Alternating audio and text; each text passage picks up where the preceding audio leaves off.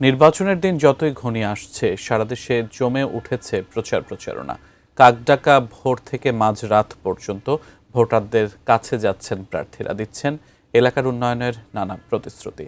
পাল্টাপাল্টি অভিযোগের পাশাপাশি ঘটছে সংঘর্ষের ঘটনাও। প্রতিনিধিদের পাঠানো তথ্য ছবিতে বিস্তারিত দেখুন ডেস্ক রিপোর্টে। জোরে সোরে চলছে নির্বাচনী প্রচারণা। ভোটের মাঠে উত্তাপ ছড়াচ্ছেন প্রার্থী ও তাদের সমর্থকরা। নির্বাচনকে সামনে রেখে প্রার্থীদের মাঝে চলছে বাকযুদ্ধ।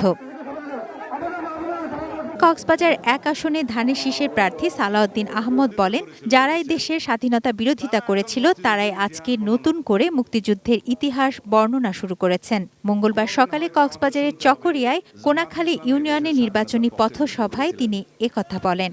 আগামীতে কোনোদিন হয়তো আমাদের শুনতে হবে জামায়াতে ইসলাম এই দেশের স্বাধীনতার পক্ষে যুদ্ধ করেছিলেন, এই কথাও হয়তো আমাদের শুনতে হইতে পারে। নড়াইল ২ আসনে জামায়াত মনোনীত প্রার্থী আতাউর রহমান বাচ্চু নির্বাচনী জনসংযোগের সময় জনগণের দোয়া ও সমর্থন চান। অন্যদিকে নাটোর ৩ আসনে ১১ দলীয় জোটের প্রার্থী জার্জিস কাদির বাবুর শাপলাকলির পক্ষে নির্বাচনী প্রচার চালান জাতীয় নাগরিক পার্টি এনসিপির মুখপাত্র আসিফ মাহমুদ সজীব ভুঁইয়া। সবসময় মনে রাখতে হবে, ব্যক্তির চেয়ে দল বড়, দলের চেয়ে জোট বড়, জোটের চেয়েও দেশ বড়। সুতরাং আপনার এলাকার স্বার্থে, দলের স্বার্থে, জোটের স্বার্থে, দেশের স্বার্থে জোটের সিদ্ধান্ত অনুযায়ী যাকে প্রার্থী মনোনয়ন করা হয়েছে তার জন্য সবাইকে ঐক্যবদ্ধ হয়ে কাজ করতে হবে।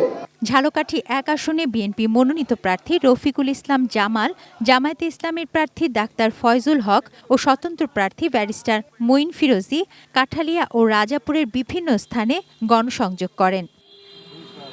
এদিকে ভোলা ২ আসনের দৌলতখান উপজেলায় মেদুয়া ইউনিয়নের নির্বাচনী প্রচারণাকে কেন্দ্র করে বিএনপি ও জামায়াত সমর্থকদের মধ্যে বাকবিতণ্ডা হয়।